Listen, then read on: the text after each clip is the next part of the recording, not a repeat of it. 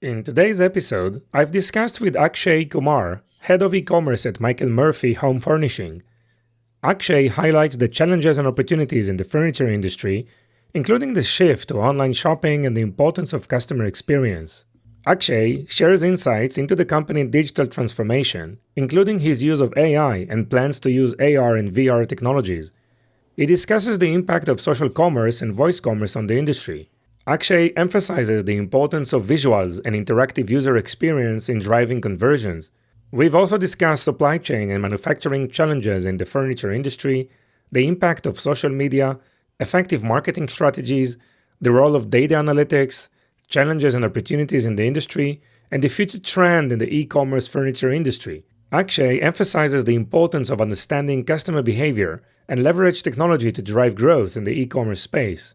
This episode is packed with valuable information for everyone interested in e-commerce. Let's dive in.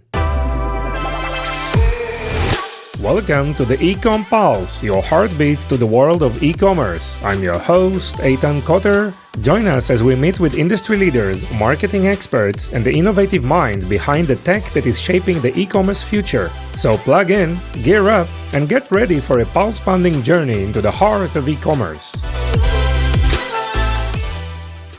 Akshay, welcome to the show. How are you?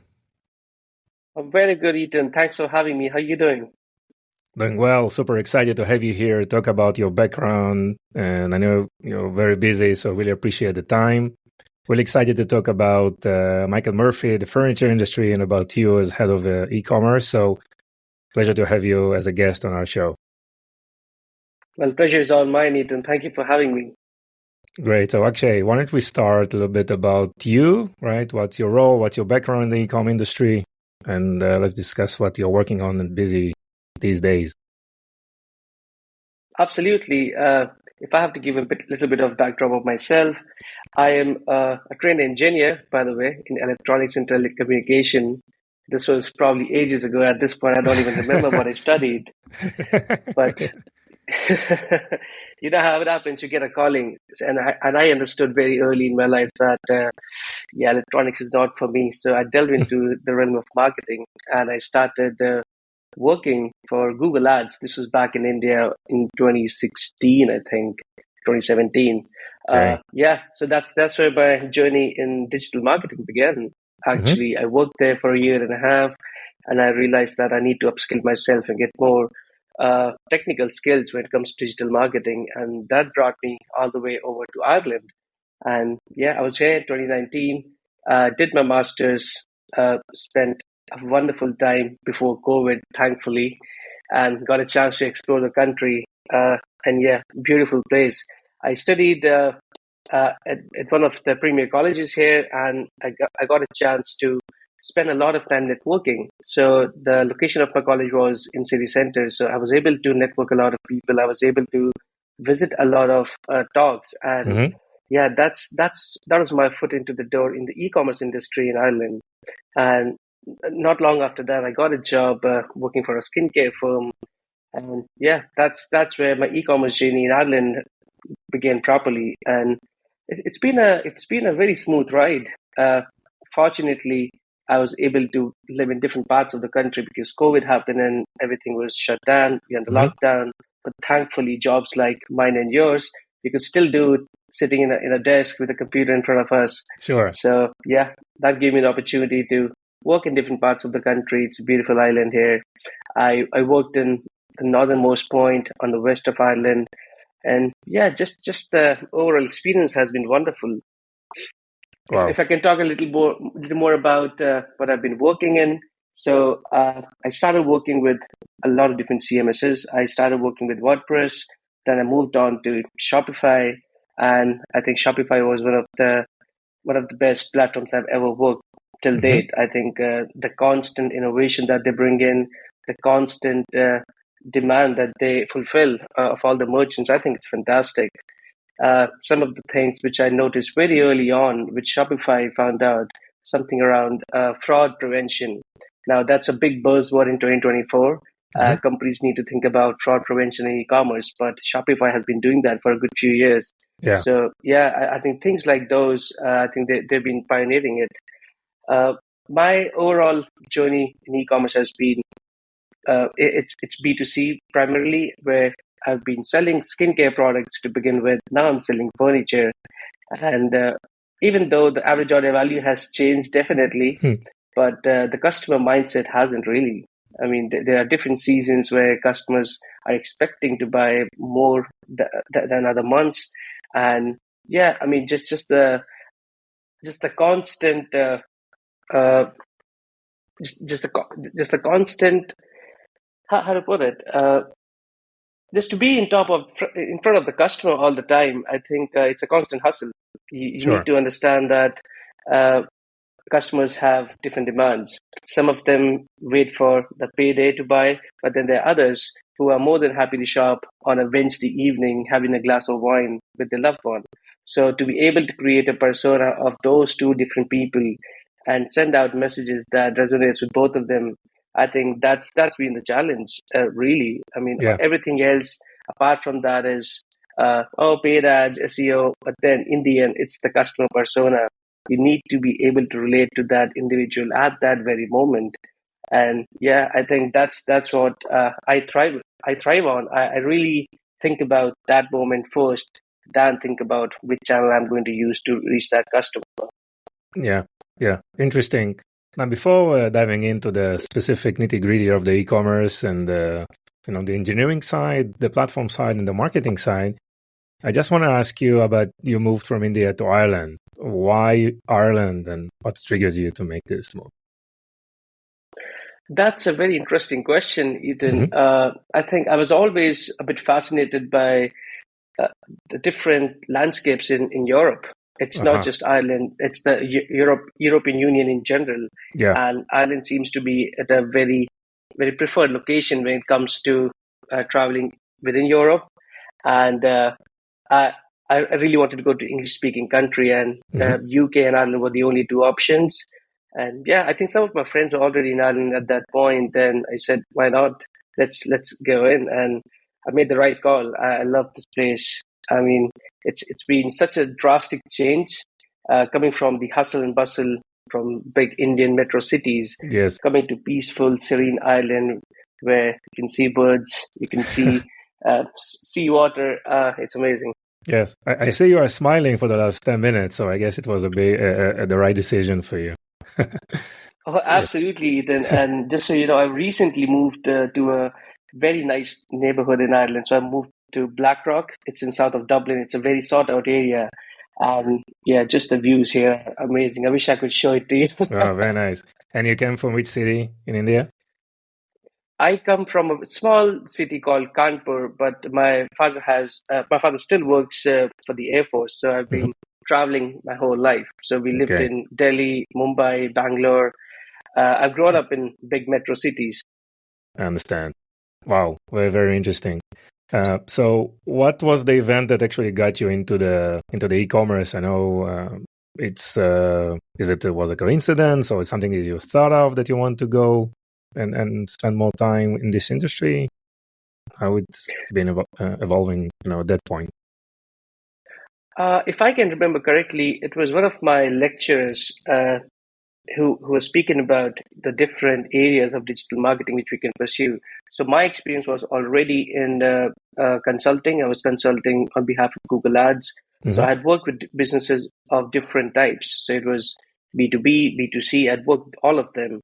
But during the course of my education here in Ireland, I understood that the B2C market is not as flourished as we would have expected it to be in Okay. Ireland. This is 2019. Hmm. Today, it's completely changed. So 5 years ago, it was still relatively new. Not Hmm. many businesses were online, and I think there's still a lot of businesses who are not online in this country. I've met with a senior executive from Google at one of the events last year, and they gave me a figure. It's about 25 to 30% of the businesses who are online. Rest are still brick and mortars. Brick and mortar, yeah. So Wow. yeah, it's amazing when you think of it because some of us have been digital from the get go, and there are other businesses who have not even delved into it. Now, there are different reasons why they don't do it.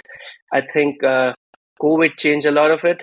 A lot Okay. of businesses came online, that was a necessity, but now we see the emerge of omni-channel marketing.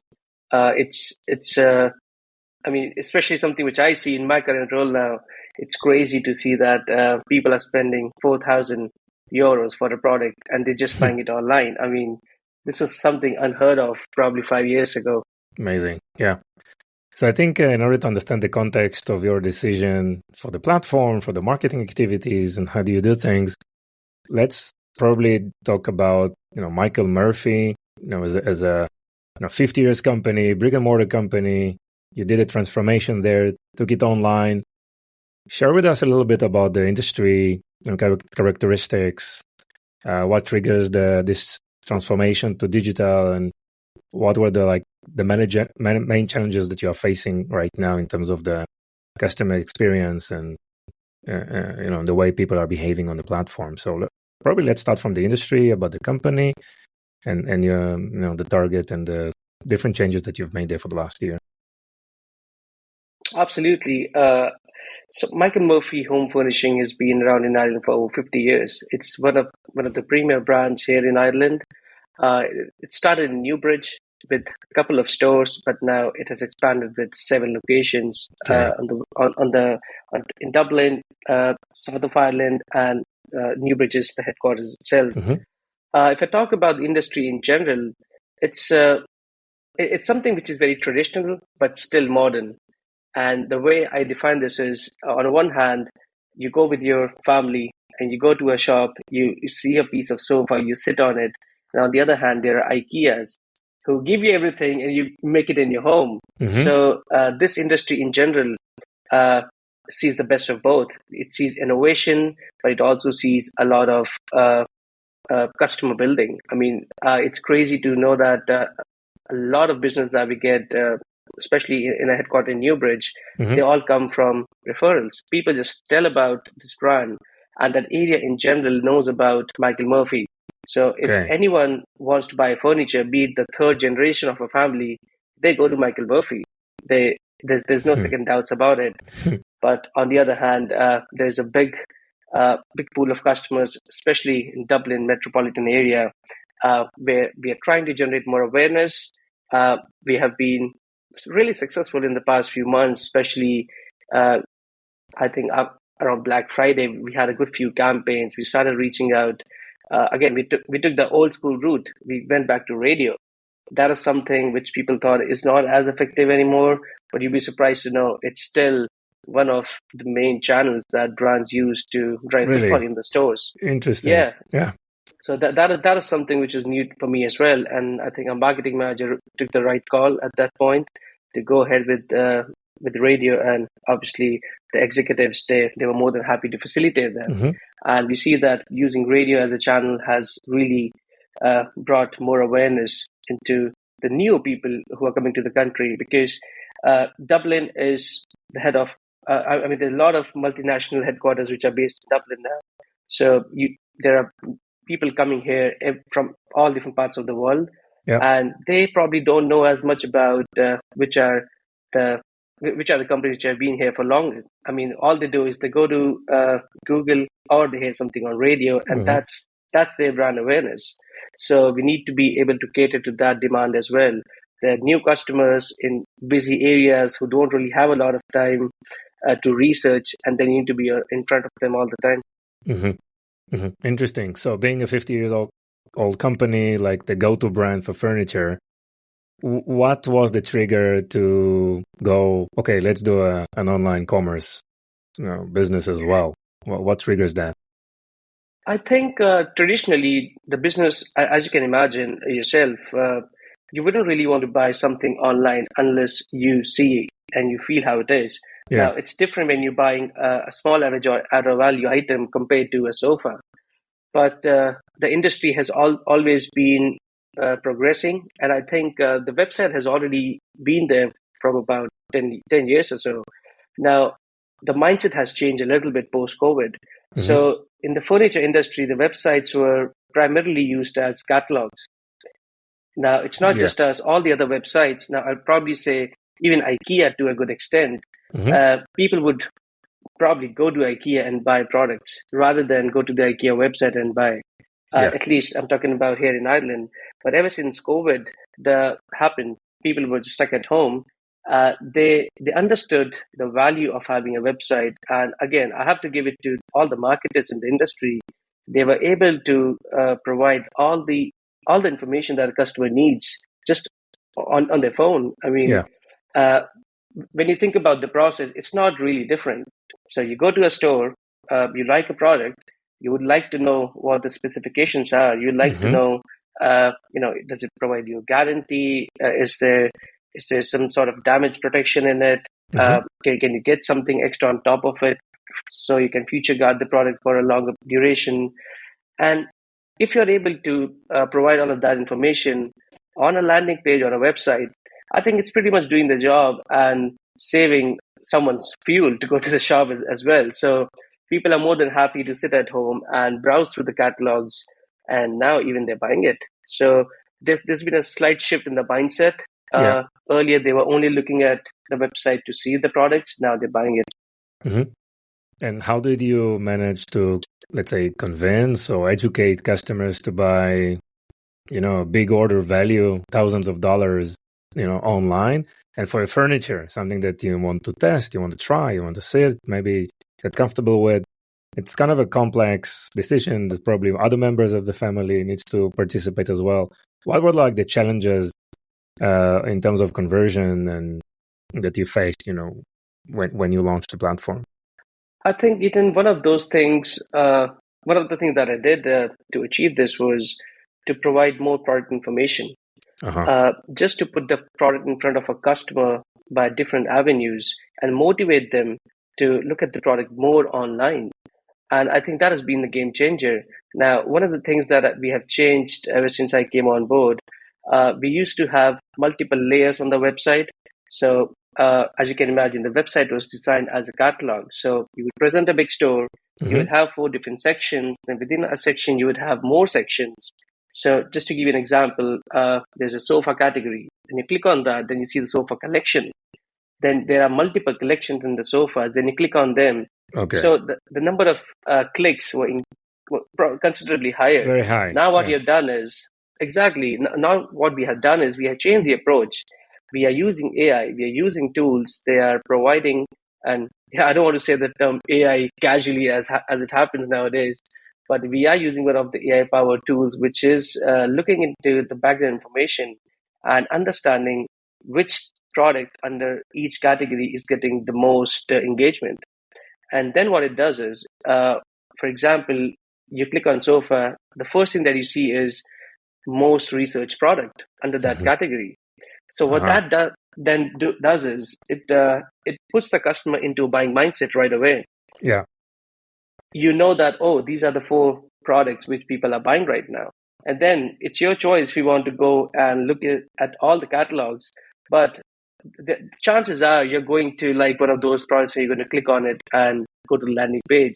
So we have reduced the number of clicks to purchase from about 5 to 3 now. So those are two steps Nice. that we have reduced.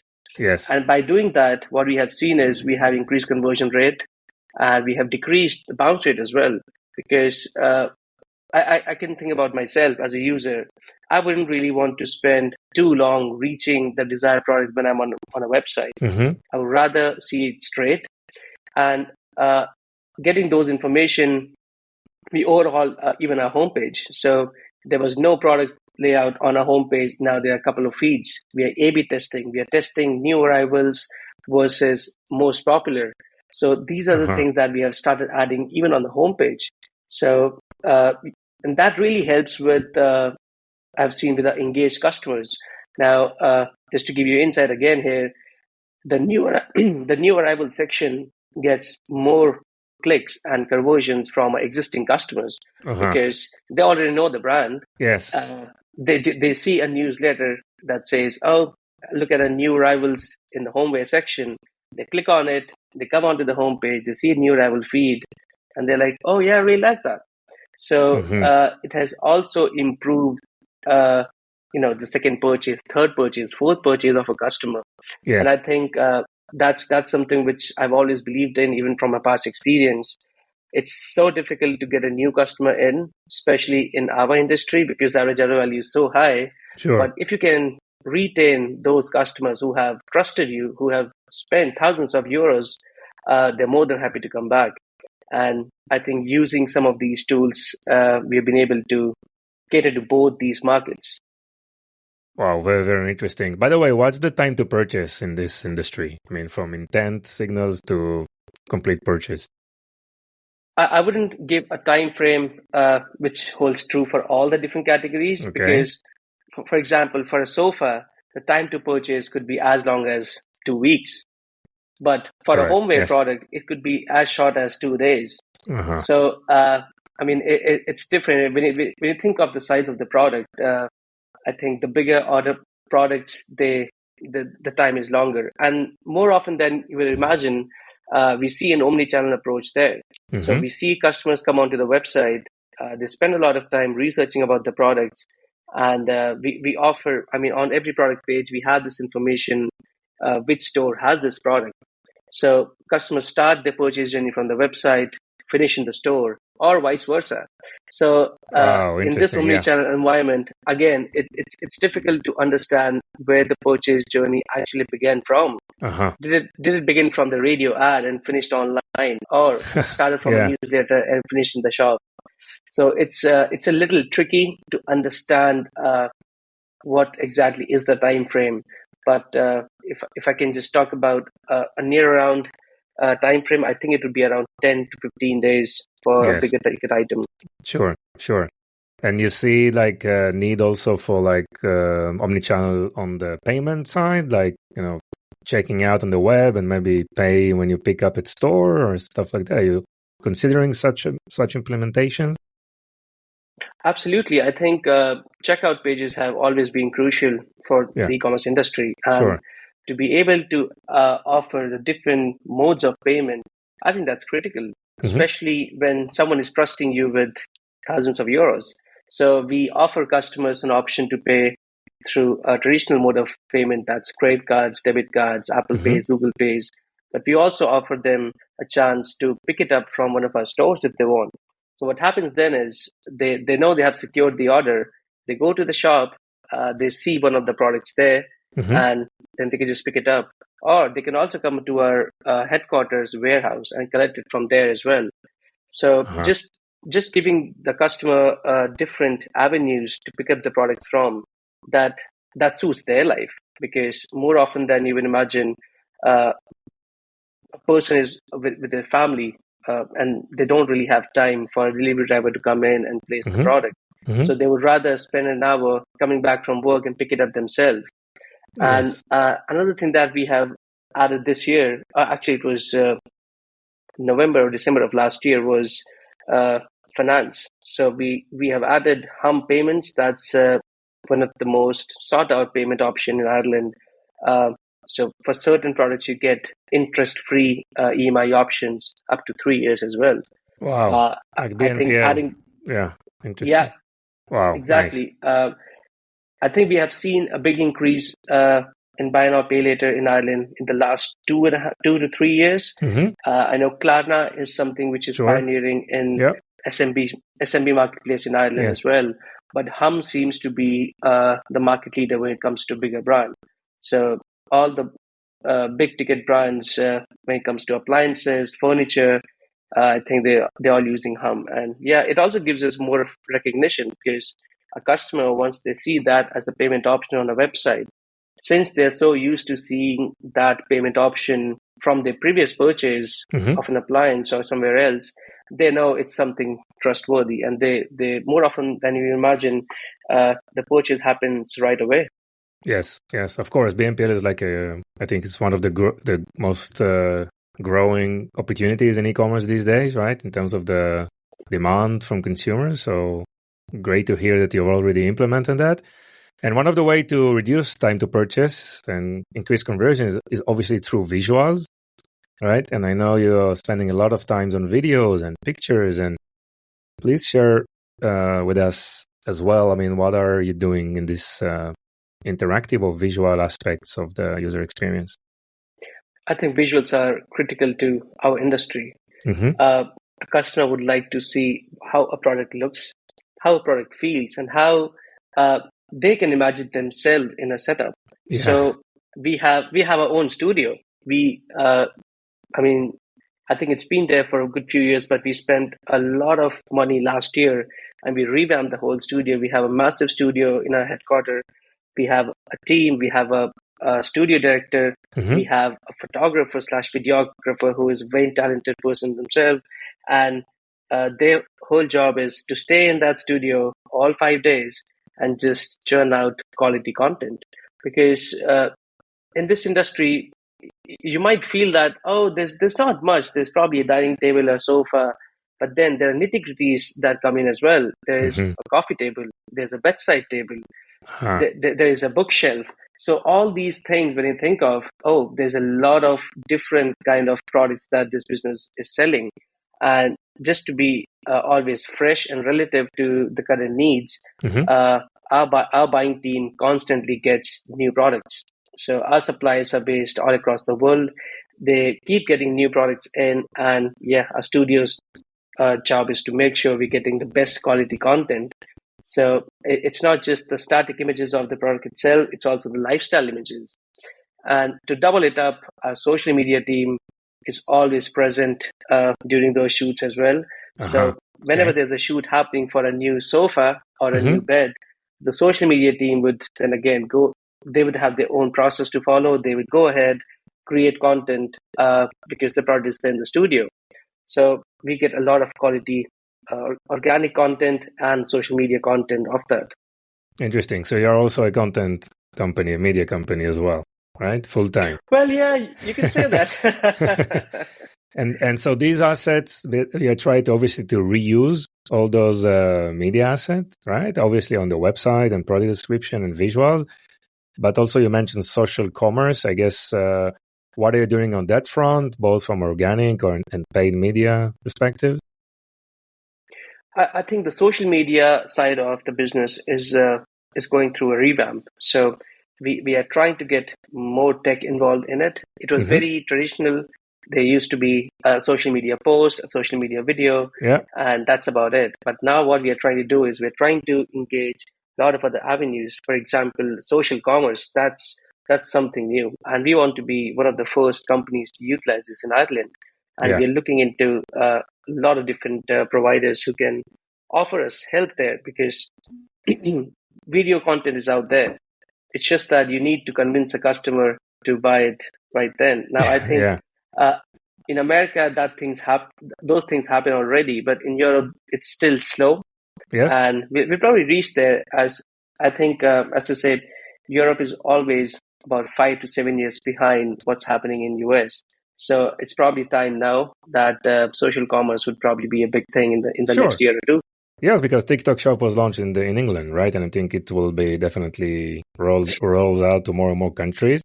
But nevertheless, on Facebook and on Instagram, you have the ability to tag products and create conversions as well. Again, it requires probably more flavors of videos or pictures, right? That are built for conversion, not for impressions. But anyhow, when you go into, with whom to talk to, right, on this topic. So Absolutely. And Ethan, you'd be surprised to know Meta probably has a different understanding of the shop feature because they are slowly closing it down in certain countries. yeah, So we used to have Meta Shop as well, but hmm, shops are not available anymore.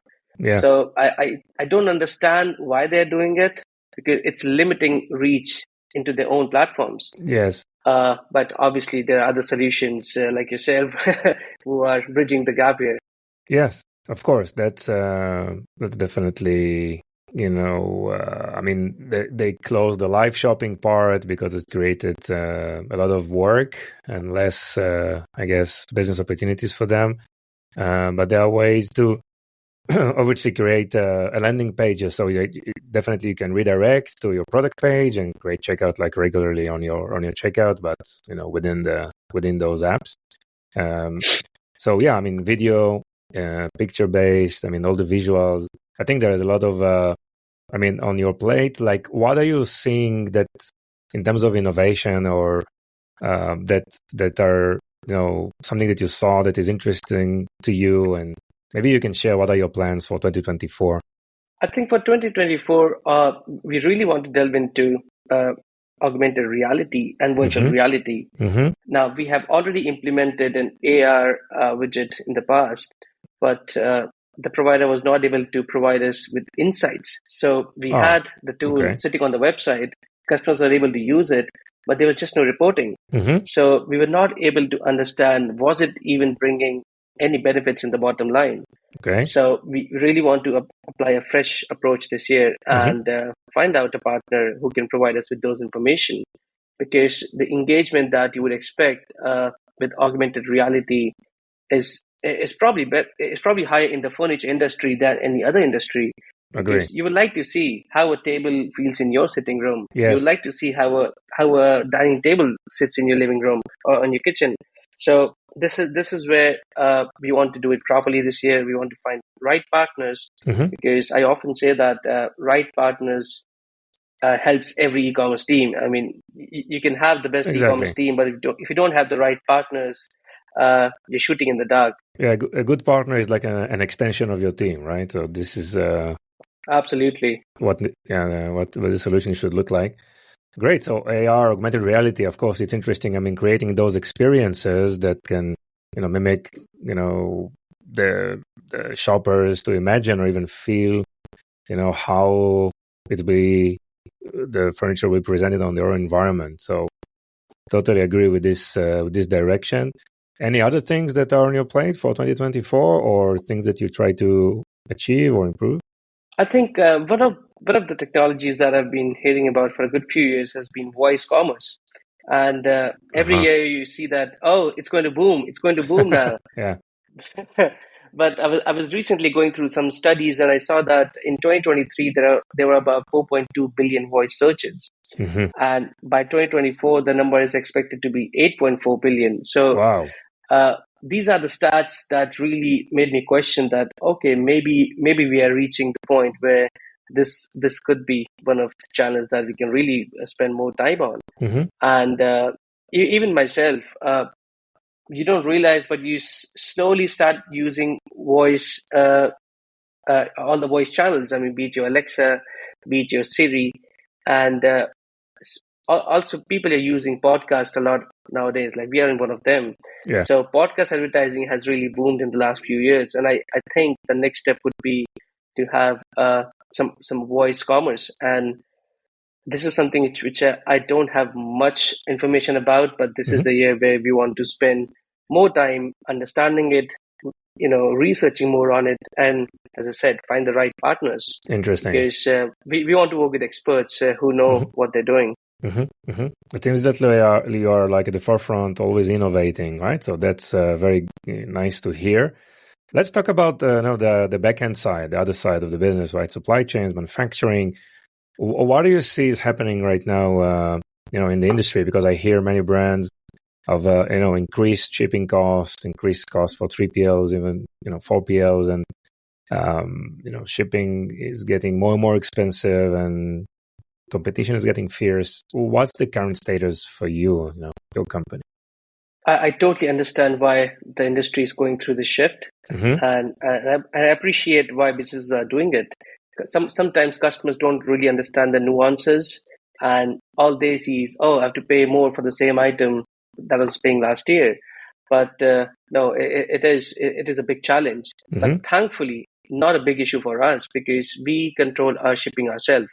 So we have our own shipping team, and we have a set price that we offer, that we charge our customers, and it hasn't gone beyond that for the past 3 or 4 years. I mean, we have been consistently making sure that we are innovating ourselves and reducing all the extra costs, so that we are not charging customers extra. Small things like going green, getting green vehicles on the road, making sure that our planning is perfect, because if a vehicle is going to a route and there are 10 deliveries on the way, we want to make sure that all those 10 deliveries are delivered tomorrow or at the same time. Yeah. So what might happen is a fulfillment team is doing a brilliant job at this. You might place an order today, and you might get the product next day morning because there's a van who is already scheduled to go through that route. Mm-hmm. And just on the day it's about to leave, they saw that, oh, you live on the route itself. So we tried to squeeze that in. And by doing that, we are reducing the next turn where you would have been shipped the products for. Now, what that does is, first of all, it enhances the customer experience. Secondly, it reduces our visits on that route. Mm-hmm. So by doing things like these, we have been able to reduce our cost and keep it the same as what it was before COVID. Nice. Akshay, thank you so much. It was really, really interesting. I'm so happy to hear about all the innovation and the things that you are implementing and plan to implement. Anything you want to add? Nothing really. I mean, we covered all the different areas. It was great chatting to you, Ethan. I mean, I'm sure we would be in touch. I want to pick your brains the next time we speak and understand more about how you operate in the e-commerce industry as well. I'm a big fan of your podcast. So yeah, keep up the good work, Ethan, and yeah, hopefully we'll chat about a different topic next time. Yes. Actually, plenty of things to discuss. And on a personal note, can you share with us something about yourself that most people are not aware of or not know about you? Oh, on a personal note, I think not many people know that I do sea swimming. That's one of the main reasons why I always live around the sea, whichever part of Ireland I live in. So that's something which is my therapy. I try to stay as calm and composed, and when I'm in sea, I feel my true self. And especially after working with tech all day, I mean, you can imagine we have screens, mobile phones all the time, and even when you go to gyms, there are people who are still on their phone. There's some sort of headphone, so you're constantly surrounded by electromagnetic waves. So when I'm in sea, I feel that I'm completely detached from the materialistic world. And yeah, that's my happy space. Wow, go to nature. Amazing. That's probably the best thing you can do. But it's cold during these times, no? It is, yeah. It's getting better now. It's getting better. During winters, I'll probably only go for a dip. So a couple of dips and I'm out. Yeah. But once the weather improves, starting from March, probably, then you can do lengthy swims. And yeah. Can't wait to get out there. Nice. So Akshay, where's the best place for people to find you? I think the best place to find me would be on LinkedIn. I mean, that's the place where I'm most active on. I don't really spend a lot of time on social media myself, which is kind of strange because I work in e-commerce. Yeah. But I use it for research, obviously. But to find me, I think it's my LinkedIn account. I'm sure you can mention that in this podcast somewhere. Yes. And I'm more than happy to chat with people, go out for a pint if you're here in Dublin. And yeah, we can talk about e-commerce and marketing industry in general. Great. So thank you so much. Very, very interesting. I wish you all the best, and everything that you planned for 2024 will be an amazing success. Thank you very much for your time. Thank you very much, Ethan. It was lovely speaking to you. Have a great day ahead. Bye. You too. Bye-bye.